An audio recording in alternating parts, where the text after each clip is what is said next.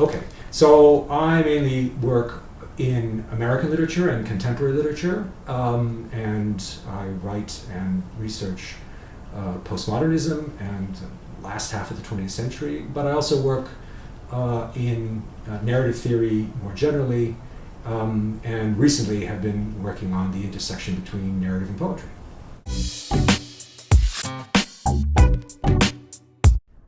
I think some of my colleagues finessed this one and said that they couldn't recommend a single book, but I think for the sake of argument I will, and I'll say that all English majors should read Ralph Ellison's Invisible Man. And partly is just, it's a tool for being an American. Invisible Man is one you should have in your toolkit and you should carry it around with you. And it also allows me to try, when I teach the book, to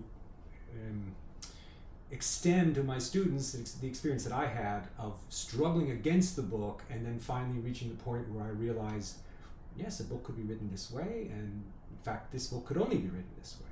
And so for that reason, if no other, I think it's something that all of our majors should read.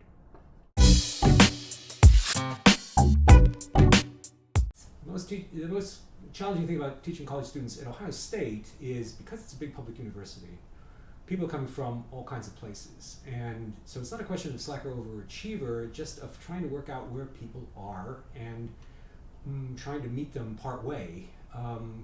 And in a class, it means there's difficulties in knowing how to pitch things. And that's the upside of being at a big public university, and that's the downside also. So that's the challenge.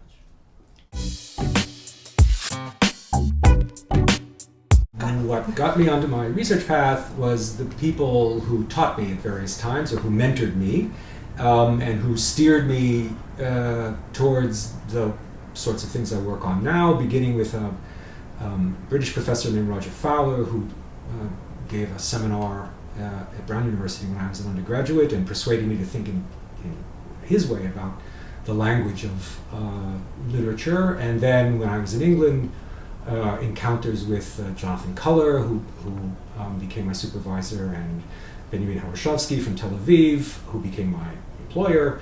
And they were the ones who shunted me towards the directions I ended up going in my research.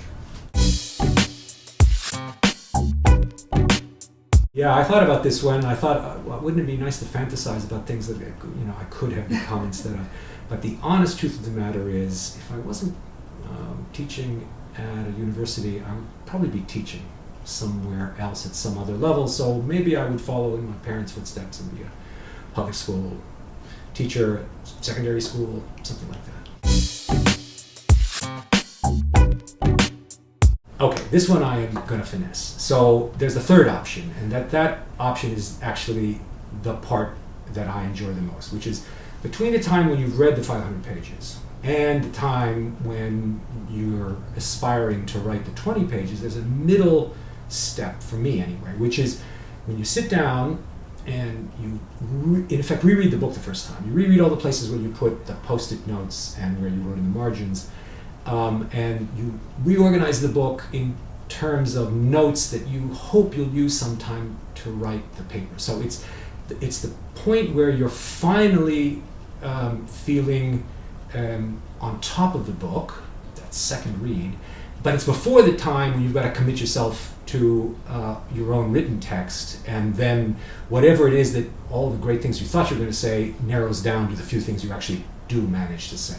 It's that middle phase that's like the most exhilarating, when you feel the most free.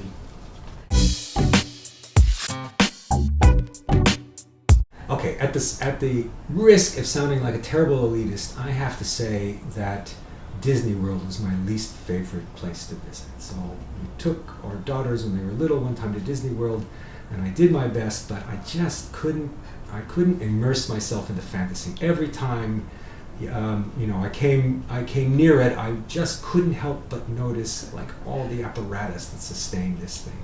And in the end, yeah, it was my least favorite trip ever, and I have no reason to think that I'll ever go back.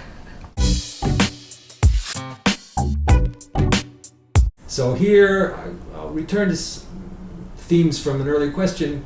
seems to me that the strength of OSU is the strength of public universities, and we're sort of the cream of the public universities, or aspiring to be anyway. And all the things that are good about public universities are good about Ohio State, and amplified by scale and variety, diversity.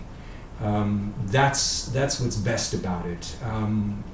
It's the thing we struggle with, scale and diversity, and not being able to pitch to our students because we're not sure where they're all coming from. But it's also the thing that makes it rich, and I'm sure it's what makes it rich for students, not just for us faculty.